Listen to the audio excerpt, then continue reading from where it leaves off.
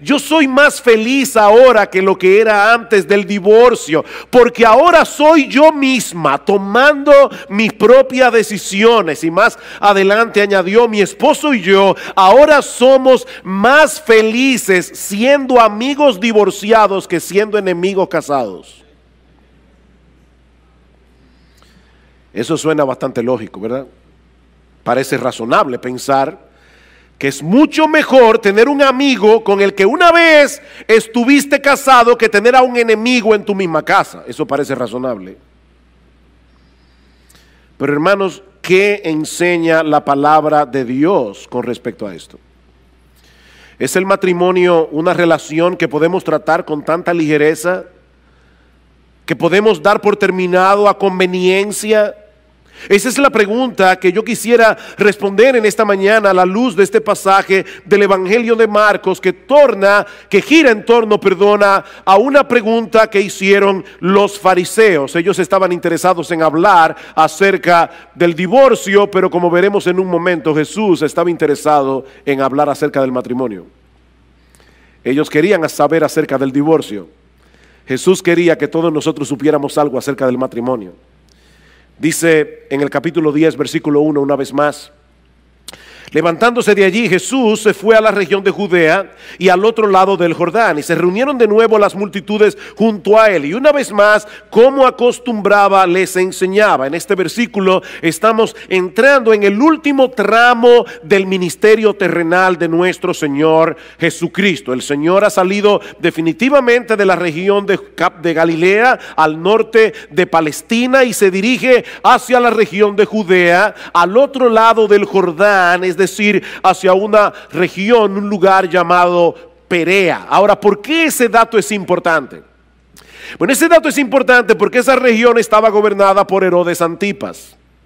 Y si ustedes recuerdan, Herodes Antipas le había quitado la mujer a su hermano Felipe y se había casado con ella, y luego mató a Juan el Bautista porque había denunciado su divorcio ilegítimo. Y era en ese lugar donde se encontraba Jesús cuando los fariseos vinieron con esta pregunta inocente. Una gran multitud se congrega a su alrededor. El Señor comienza a enseñarles la palabra, y entonces aparecen los fariseos y deciden ponerle al Señor una emboscada, preguntándole sobre un tema sumamente controversial y sumamente peligroso en esa región particular de la tierra de Palestina: la legitimidad del divorcio. Versículo 2: y se le acercaron algunos fariseos, y para ponerle a prueba le preguntaban si era lícito a un hombre divorciarse de su mujer. En Mateo 19:3, que es el pasaje paralelo, nosotros encontramos la misma pregunta, pero en términos más concretos: ¿es lícito a un hombre divorciarse de su mujer por cualquier causa? Noten, mis hermanos, y esto es importante, que ellos están presuponiendo que el divorcio está permitido. La pregunta no es si era lícito el divorcio, la pregunta es si era lícito hacerlo por cualquier causa, hacerlo por cualquier motivo. Y el trasfondo de esta pregunta es la correcta interpretación de lo que decía la ley de Moisés en Deuteronomio 24. Los israelitas habían estado inmersos en la cultura egipcia por más de 400 años, donde fueron esclavos, y habían absorbido muchas de sus costumbres paganas, incluyendo una visión muy ligera acerca del matrimonio. Tal parece que el divorcio era muy común entre los israelitas en ese tiempo, pero en vez de prohibir el divorcio, lo que hace el Señor es regularlo, introduciendo una limitante en un caso particular. Yo voy a leerles Deuteronomio 24, no tienen que buscarlo, pero en los versículos 1 al 4, esto es lo que dice la palabra de Dios. Cuando alguno toma una mujer y se casa con ella, si sucede que no le es agradable por haber encontrado algo reprochable en ella, y le escribe certificado de divorcio y lo pone en su mano y la despide de su casa, y ella sale de su casa y llega a ser mujer de otro hombre. De paso, Hermano, Dios no habla por hablar. Si Dios tuvo que regular en ese caso, es porque eso estaba sucediendo muy a menudo. Los hombres estaban divorciándose de sus mujeres por cualquier cosa. Ellas se iban y se casaban con otra persona, y dice ahora el Señor: si el segundo marido también la aborrece y le escribe certificado de divorcio, lo pone en su mano y la despide de su casa, o si muere este último marido que la tomó para ser su mujer, y aquí está la ley: al primer marido que la despidió no le es permitido tomarla nuevamente como mujer, porque ha sido menospreciada, pues eso es abominación ante el Señor. No traerás pecado sobre la tierra que el Señor tu Dios te da por heredad. Es a ese pasaje que están aludiendo los fariseos en Marcos capítulo 10. Ahora, este pasaje no promueve el divorcio. De hecho, este pasaje ni siquiera nos da un juicio de valor sobre cómo deberíamos ver el divorcio. Simplemente regula este caso particular. Si una persona se divorciaba de su mujer por haber hallado en ella algo reprochable, y esta mujer se casaba con otro hombre, si se daba el caso de que ese otro hombre también se divorciara o muriera, su primer marido no podía volver a casarse con ella bajo ninguna circunstancia. Y básicamente lo que Dios está diciendo aquí es: la mujer no es un juguete que tú puedes desechar cuando tú quieras y volverla a tomar cuando tú quieras. Piénsalo bien antes de poner en su mano una carta de divorcio. Mis hermanos, la relación matrimonial no es como el contrato de cable. Cuando tú tienes un cable, cable TV en tu casa, tú puedes buscar otra compañía, a tratar, a ver si los canales que tienes son mejores que los que tú tienes en el otro plan. Y si no te conviene, puedes volver a la otra compañía, de nuevo, a la anterior. Pero Dios está diciendo: no hagas eso con el matrimonio. El matrimonio es un vínculo sagrado. El matrimonio no puede ser tratado con tanta ligereza. Ahora bien, ¿a qué se refiere el texto de Deuteronomio 24 al hablar de algo reprochable o de algo indecente, como dice la Reina Valera del 60? Bueno, en el tiempo del Señor, y esa fue la razón de la pregunta, en el tiempo del Señor las opiniones estaban divididas con respecto a esto. Por un lado estaba la escuela de un rabino llamado Shammai, que decía que la única causa legítima para el divorcio era el adulterio. Obviamente esa interpretación de Deuteronomio 24 tiene un gran problema. ¿Qué se hacía con las adúlteras y con los adúlteros en el Antiguo Testamento? Le aplicaban la pena capital, así que evidentemente era permitido el matrimonio por causa de adulterio, porque al adúltero lo mataban y la persona quedaba viuda, así que no había problemas, no había que regular sobre ese tema. Así que no puede ser de eso que está hablando Deuteronomio 24. Por otro lado estaba la escuela de otro rabino llamado Hillel, que decía que el texto de Deuteronomio 24 se refiere a cualquier cosa, literalmente cualquier cosa que hiciera que la mujer luciera desagradable o vergonzosa a los ojos del marido. Y por supuesto, además está decir que esa era la posición más popular entre los fariseos en el día del Señor. Noten una vez más la pregunta: ¿es lícito a un hombre divorciarse de su mujer por cualquier causa? ¿Tiene razón el rabino Hillel? Es lo que ellos le están preguntando. Mis hermanos, según el rabino Hillel, si la mujer quemaba el pan, eso era algo reprochable y por lo tanto una causa legítima para divorciarse. Si quemaba el pan. Si el hombre conocía a otra mujer que a sus ojos era más hermosa que la suya, su esposa había llegado a hacer algo vergonzoso para él y podía divorciarse. De hecho, Flavio Josefo, que era un conocido historiador del siglo I, llegó a incluir el mal aliento como una de esas cosas reprochables. Imagínense esa pobre mujer haciendo gárgara el día entero. Era increíble.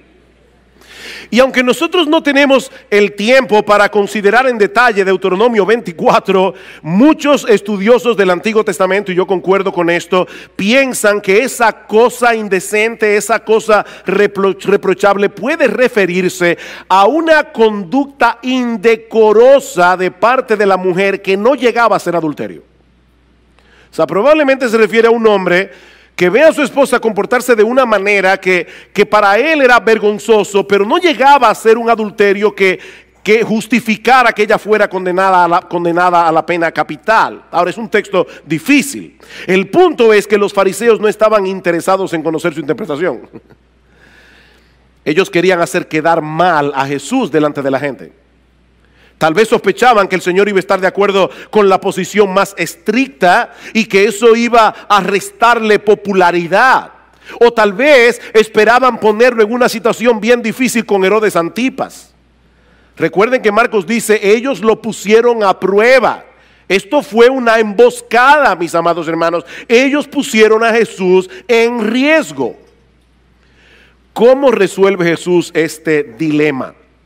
Llevándolos a considerar el diseño original de Dios para el matrimonio. Ya vimos la pregunta de los fariseos, veamos ahora en segundo lugar la respuesta de Jesús. Versículo 3. Me encanta esta respuesta. Y respondiendo él les dijo, ¿qué os mandó Moisés? Es una pregunta interesante. El Señor apeló a la Biblia, no a la opinión de un rabino, no a ninguna escuela rabínica. Ellos estaban diciendo, ¿qué te parece lo que dice Gilel o lo que dice Shammai? Y Jesús le dice, ¿qué le parece a ustedes si vamos a la Biblia? ¿Qué dice Moisés? Jesús descansaba plenamente en la autoridad de las Escrituras, no en la opinión de los hombres. Mis hermanos, lo que la Biblia dice es lo que Dios dice. Lo que la Biblia dice es lo que Dios dice, porque este libro que fue escrito por hombres inspirados por el Espíritu Santo. No importa cuál sea el tema que estemos tratando, lo que Dios dice en su palabra es lo que le pone punto final a cualquier cosa. No lo que a nosotros nos parece más lógico en una situación particular. Y yo digo esto porque muchas veces cuando estamos hablando acerca de este tema del divorcio y del nuevo matrimonio, nosotros cometemos el error de argumentar a favor de una postura partiendo de un caso particular que apela a nuestra sensibilidad. Casos que no nos ayudan a ser objetivos porque apelan a nuestras emociones. ¿Cuántas veces hemos oído este ejemplo? ¿Qué debe hacer una mujer que está casada con un hombre que casi ni habla? Y cuando abre la boca, o es para pelear, o es para demandar algo, o es para criticar, ¿debe continuar casada con ese patán? Miren, mis hermanos, yo no quisiera que esto sonara a falta de empatía con las mujeres que están pasando por esa terrible situación, pero esa no es la primera pregunta que nosotros debemos hacer. La primera pregunta es, ¿qué dice Dios en su palabra acerca del matrimonio? Otra vez, el Señor Jesucristo es la segunda persona de la Trinidad. Él es la compasión encarnada. Si hay alguien, mis amadas hermanas, que entienden cuando ustedes son maltratadas verbalmente o emocionalmente por sus maridos, si hay alguien que las entiende, es el Señor. Sin embargo, Él basó su argumentación en las Escrituras. ¿Qué dice la Biblia?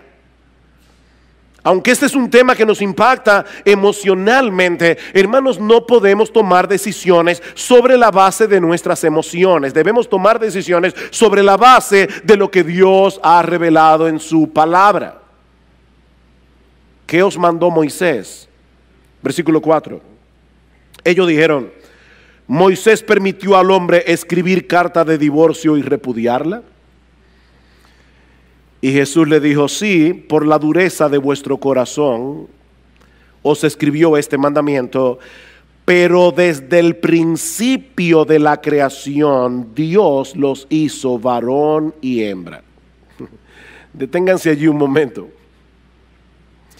Los fariseos tenían una visión tan distorsionada del matrimonio que lo único que parecía importarles eran las disposiciones legales. Mientras el marido cumpliera con poner en la mano de su mujer desechada una carta de repudio tal como estaba estipulado en la ley, todo estaba bien.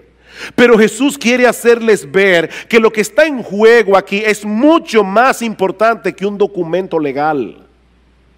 Vuelvan al Génesis, les dice el Señor, para ver cuál fue el diseño original de Dios con respecto al matrimonio. ¿Cómo debía ser el matrimonio antes de la entrada del pecado, antes de que el pecado del hombre dañara las cosas? Porque ese diseño original, y subrayen esto en negrita, ese diseño original sigue siendo la norma para nosotros hoy.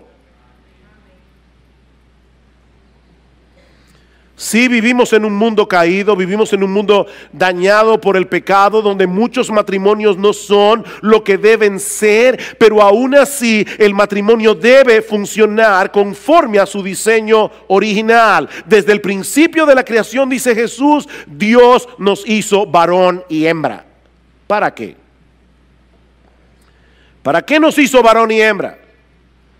Para que nos complementemos el uno al otro. Versículo 7.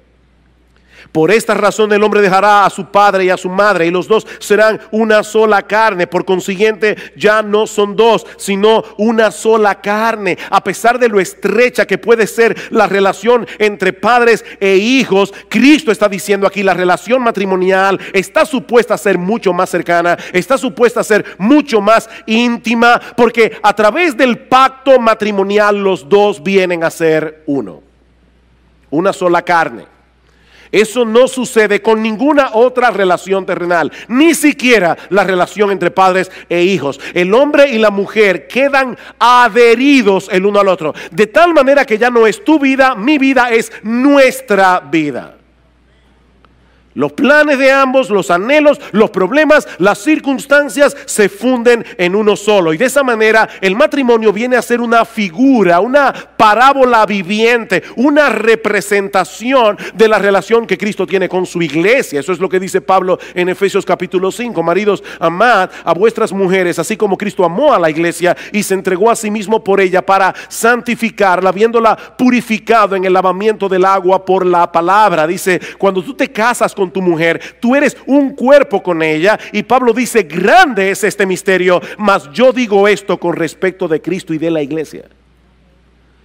Este mega misterio es con respecto a Cristo y la iglesia. Mis hermanos, es por eso que este asunto del matrimonio es tan importante. No solo porque el matrimonio es la relación más fundamental de la sociedad humana, sino porque está llamado a ser una parábola viviente del evangelio. Desde el principio de la creación, Dios diseñó el matrimonio para que representara otra cosa mucho más sublime que la relación romántica entre un hombre y una mujer. Él nos creó varón y hembra, con nuestras similitudes y con nuestras diferencias. ¿Para qué? Para que fuéramos capaces de unirnos y complementarnos el uno con el otro. Ese es el diseño original de Dios. Esa es la norma que seguirá vigente hasta que nuestro Señor Jesucristo regrese en gloria. Un hombre y una mujer que abandonan padre y madre para unirse y llegar a ser una sola carne. No dos hombres, no dos mujeres, no un trío, ni cualquier otra combinación que los seres humanos en su locura y en su rebeldía contra Dios decidan hacer. Un hombre y una mujer. Y precisamente sobre la base de ese diseño, escuchen ahora la conclusión del Señor, versículo 9. Por lo tanto, lo que Dios ha unido, ningún hombre lo separe. Por lo tanto, cuando un hombre y una mujer vienen a ser uno a través del vínculo sagrado del matrimonio, Dios pone su sello sobre esa unión. Y por lo tanto, ningún hombre tiene derecho a quebrar ese sello. Mis hermanos, ese es el estándar de Dios y ese tiene que ser el estándar de la iglesia. Ese es el estándar de Dios. No es la perspectiva de nuestra cultura la que debe determinar nuestra perspectiva del matrimonio. Es la perspectiva de Dios revelada en su palabra. Es como si Dios tomara a un hombre y a una mujer y los pegara el uno al otro con un pegamento celestial. Y no conforme con eso, pone un sello en el punto de unión para que nadie se atreva a romper ese sello. En Malaquías capítulo 2, Dios es bien claro en el versículo 15. Dice: Dios aborrece el divorcio. Dios odia el divorcio. A Dios le repugna el divorcio. Eso es lo que dice la Biblia. Y de hecho, el texto de Malaquías es bien fuerte porque dice: y al que mancha de violencia sus vestidos. Y parece que la idea es como si tú le enterraras un puñal a la otra persona y su sangre te salpicara. Dios odia el divorcio. Alguien decía que hay al menos 3 cosas que nosotros podemos decir con toda seguridad acerca del divorcio, a la luz de la enseñanza bíblica. 3 cosas con las que todo creyente debe estar de acuerdo. Hay controversias en el pueblo de Dios con respecto a este tema, pero yo voy a decir 3 cosas que si tú eres cristiano y tú crees en la Biblia, tú vas a estar de acuerdo conmigo. La primera es que todo divorcio es contrario al diseño original de Dios. Todo divorcio es contrario al diseño original de Dios. Eso es lo que el Señor está diciendo aquí. En el principio, Dios los creó varón y hembra para que se unieran el uno al otro en un vínculo indisoluble. Eso no puede estar sujeto a debate entre personas que creen que la Biblia es la palabra de Dios. Lo segundo es que cada divorcio envuelve el pecado de uno de los cónyuges, siempre. O de los dos. Eso tampoco puede ser debatido. Siempre que ocurre un divorcio hay pecado de por medio. Sea el pecado de uno, sea el pecado de los dos, pero alguien tiene que haber quebrantado la ley de Dios para haber llegado a ese punto de ruptura. Lo tercero es que cada pareja que se divorcia está separando lo que Dios unió. Cada pareja que se divorcia está separando lo que Dios unió. Eso tampoco es debatible. Es por eso, mis hermanos, que resulta imposible tener un divorcio indoloro. Una vez alguien vino a mi oficina, una persona que no es miembro de esta iglesia, pero me dijo: pastor, yo necesito ayuda, me estoy divorciando de mi marido y yo quiero que usted se intervenga, nos ayude para que esto no sea traumático. Yo le dije: mira, yo te quiero mucho, pero yo no puedo hacer eso. Es imposible tener un divorcio que no sea traumático.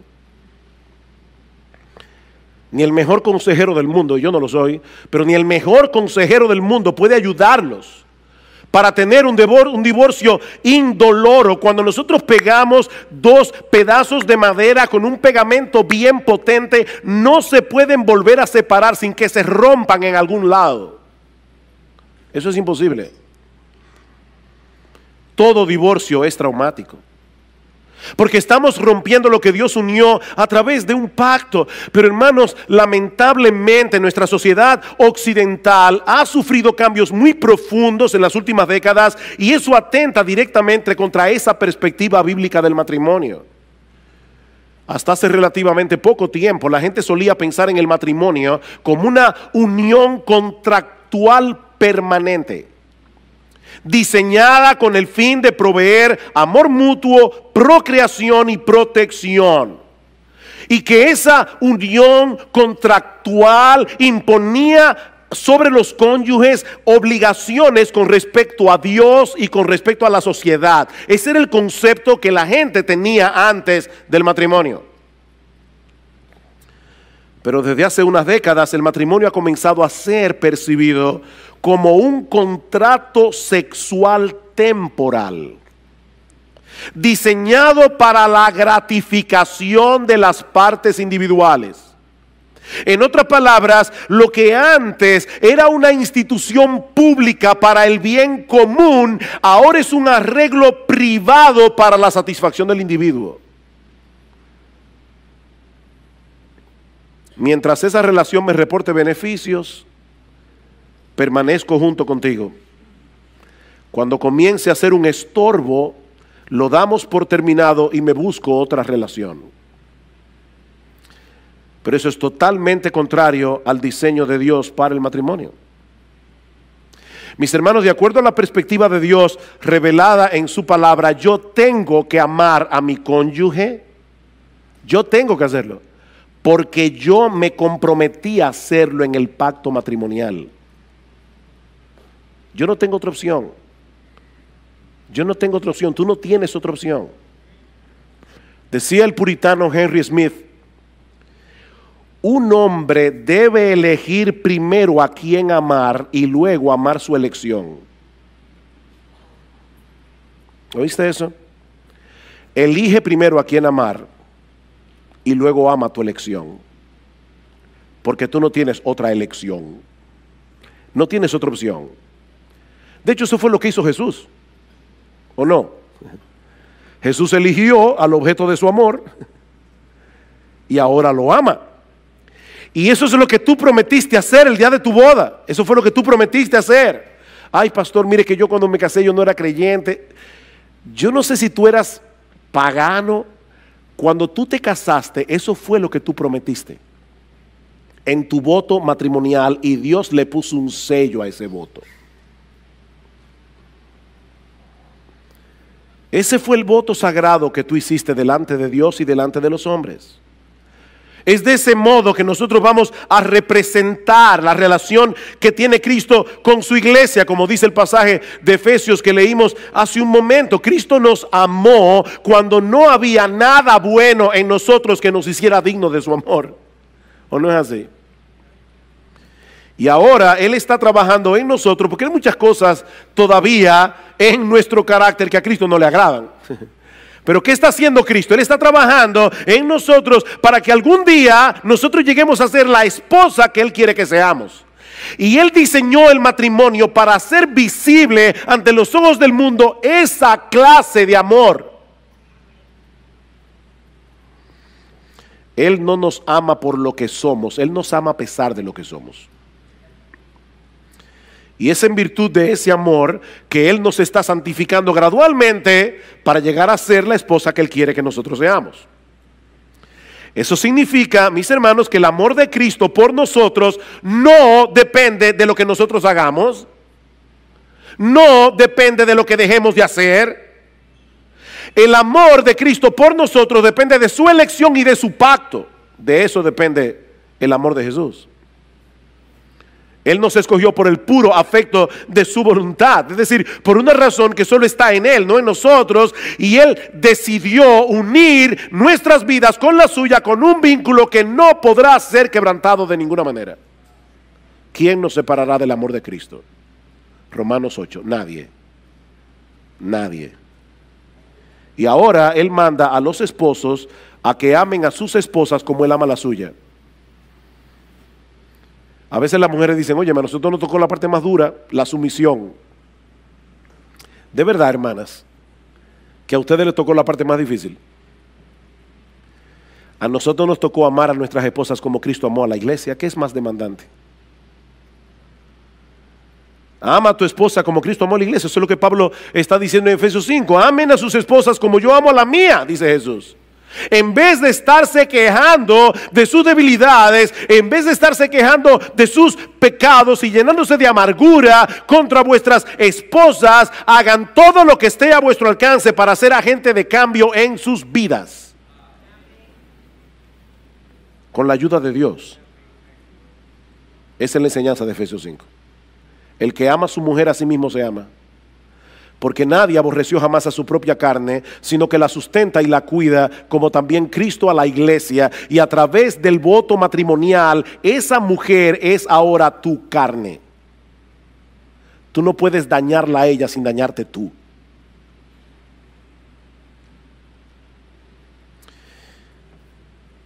Yo les dije, hermanos, este pasaje, ¿verdad?, comienza con una pregunta sobre el divorcio, pero de lo que habla Jesús es del matrimonio. Ahora, ¿qué del divorcio? ¿Quiere decir entonces que no existe ninguna razón legítima para que una pareja se divorcie? Eso nos lleva a nuestro tercer encabezado. Ya vimos la pregunta de los fariseos, luego la respuesta de Jesús. Veamos ahora en tercer lugar la pregunta de los discípulos. Versículo 10. Y ya en la casa, los discípulos volvieron a preguntarle sobre esto. Yo me imagino a los apóstoles diciendo, pero ven acá, a final de cuentas, él no respondió a la pregunta. Ellos se quedaron dándole mente al asunto. Por lo menos no lo respondió directamente. Y yo supongo que Jesús no quiso responder, por lo menos por dos razones.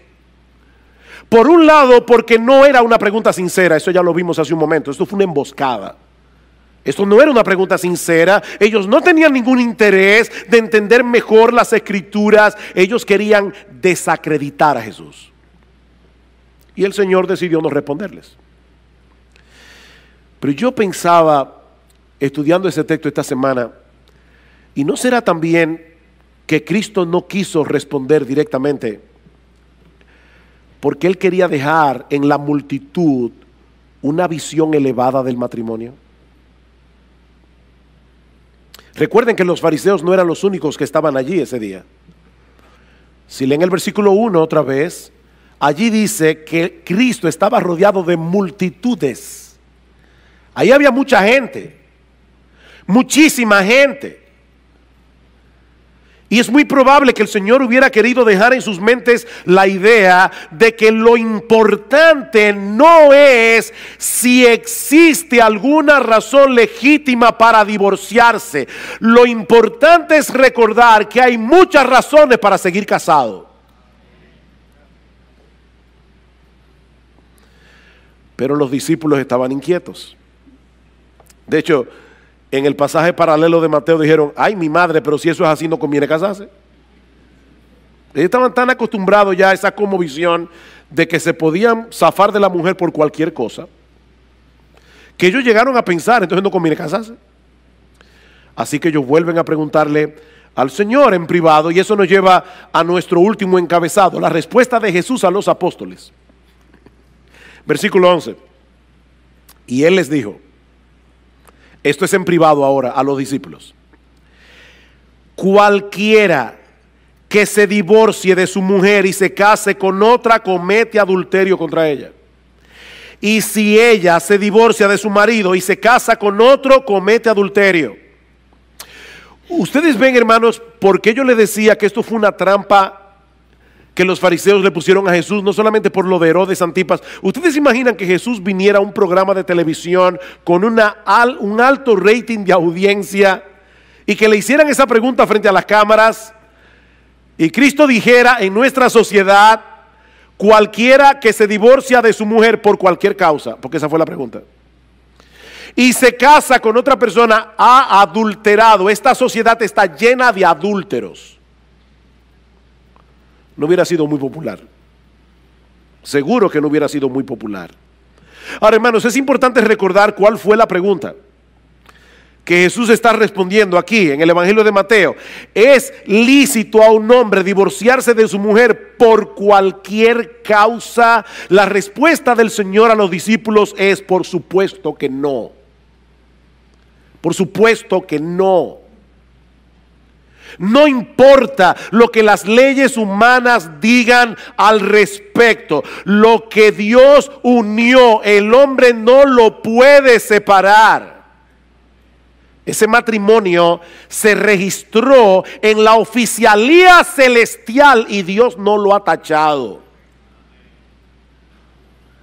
De manera que si un hombre se divorcia de su mujer por cualquier causa y se casa con otra, está cometiendo adulterio. Y lo mismo ocurre en el caso de una mujer que se divorcia de su marido y se casa con otro hombre. Están cometiendo adulterio porque a los ojos de Dios continuaban casados. Mis hermanos, no hay que ser un experto en teología para entender lo que el Señor está diciendo aquí. Nadie tiene derecho a separar lo que Dios unió, a no ser que el divorcio se lleve a cabo por una causa legítima. Y eso es lo que vemos en la respuesta más completa que aparece en el pasaje paralelo en el Evangelio de Mateo. Mateo 19:9, y yo os digo que cualquiera que se divorcie de su mujer, salvo por infidelidad, y se casa con otra, comete adulterio. La versión Reina Valera lo dice de esta manera: yo os digo que cualquiera que repudia a su mujer, salvo por causa de fornicación, la palabra allí es porneia e incluye una amplia gama de pecados sexuales, salvo por causa de fornicación y se casa con otra, adultera, y el que se casa con la repudiada, adultera. Es la misma enseñanza que encontramos en el Sermón del Monte, Mateo 5:31. También fue dicho: cualquiera que repudie a su mujer, dele carta de divorcio. Pero yo os digo que el que repudia a su mujer, a no ser por causa de fornicación, hace que ella adultere, y el que se casa con la repudiada comete adulterio. Es sobre la base de esos dos pasajes que la mayoría de los protestantes a través de los siglos han sostenido, y nuestra iglesia sostiene esa postura, que el pecado de fornicación es la única causa legítima por la que Dios permite que la parte inocente inicie un proceso de divorcio. Ahora, noten, mis hermanos, lo que yo estoy diciendo y lo que no estoy diciendo. Yo no estoy diciendo que la parte inocente tiene que divorciarse. No, yo no he dicho eso. En el Evangelio hay lugar para el perdón y hay lugar para la restauración. Y siempre que sea posible, oigan lo que estoy diciendo, hermano, porque a veces no es posible. Siempre que sea posible, es mejor tratar de recomponer un matrimonio que está dañado que disolverlo. Siempre que sea posible. Pero Dios sabe que a veces no es posible, y por eso Dios permite a la parte inocente tomar la decisión de dar por terminada la relación, siempre y cuando sea por causa de infidelidad. Así como en el Antiguo Testamento el adulterio rompía el vínculo matrimonial porque el adúltero era apedreado, lo que Jesús está diciendo es que en el Nuevo Testamento se da permiso al cónyuge inocente a que se divorcie por esa causa. Eso es básicamente lo que el Señor nos enseña en estos dos textos del Evangelio de Mateo. Alguien dirá: pastor, ¿y qué de 1 Corintios 7? Yo no tengo tiempo para entrar en 1 Corintios 7, pero Pablo está tratando allí dos casos muy diferentes. En primer lugar, está tratando el caso de dos creyentes que porque la relación matrimonial está tan deteriorada, deciden separarse. Y Pablo dice: si a pesar de lo que ya el Señor dijo acerca del matrimonio, ustedes deciden separarse, no se pueden volver a casar. No se pueden, no tienen permiso de Dios para volverse a casar. Por supuesto, ahí Pablo no está tratando con el problema del adulterio. Si hubiera adulterio, habría que tratar ese caso independientemente. Pablo está diciendo dos personas que de repente, profesando ser creyentes, deciden separarse. No se pueden volver a casar. El otro caso que Pablo trata es un caso en el que hay un creyente casado con una incrédula o una creyente casado con un incrédulo. Mientras el incrédulo consienta en vivir con la creyente, no hay problema. Pero ¿qué pasa si el incrédulo decide él poner el divorcio? Entonces Pablo dice: no está el hermano o la hermana sujeta a servidumbre en semejante caso. Y muchos exégetas entienden que lo que Pablo está diciendo allí es: no está el hermano o la hermana sujeta al voto matrimonial en ese caso, porque el incrédulo decidió romperlo, pero ella no, o él, creyente. Pero eso es otro caso. Mis hermanos, yo quisiera concluir trayendo tres palabras de aplicación en esta mañana a tres grupos distintos que se encuentran en esta iglesia. En primer lugar, quisiera dirigirme a los casados. A los casados. Queridos hermanos, amigos que están aquí en esta mañana, el matrimonio no es un juego. El matrimonio no es un juego. Y el divorcio no es el único mal que afecta el matrimonio. El matrimonio es un pacto de compañía, como vemos en Proverbios capítulo 2, versículo 14, Malaquías capítulo 2, Proverbios 2:16, Malaquías 2:14. Es un pacto, una promesa sobre la que yo juro. De manera que cuando un hombre o una mujer es indiferente hacia su cónyuge o está violando el papel que Dios le asignó en ese matrimonio donde debían complementarse el uno al otro, están violando el pacto que hicieron en la presencia de Dios. Y mis amados hermanos casados, amigos casados, nadie puede violar ese pacto sin sufrir las consecuencias. El que ama a su mujer, a sí mismo se ama. ¿Sabes por qué? Porque tu mujer es tu cuerpo. Tu mujer es tu otra mitad. Tú no puedes dejar de amar a tu esposa sin ser afectado tú. Mis hermanos, estamos viviendo tiempos muy difíciles. Por encima de todas las cosas, protejan sus matrimonios. Denle tiempo a sus matrimonios. Un buen matrimonio no se cultiva por ósmosis. Un buen matrimonio no se cultiva por generación espontánea. Un buen matrimonio hay que cultivarlo. Cuiden sus matrimonios, protejan sus matrimonios. Recuérdense una y otra vez que el gran propósito del matrimonio no es que seamos felices en esa relación.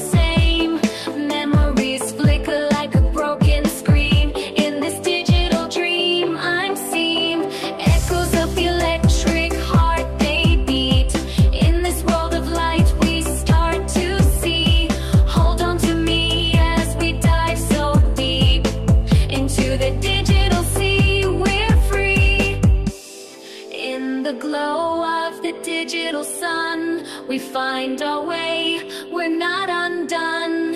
In the echoes of the electric heart, we start again from the very start. Echoes of the electric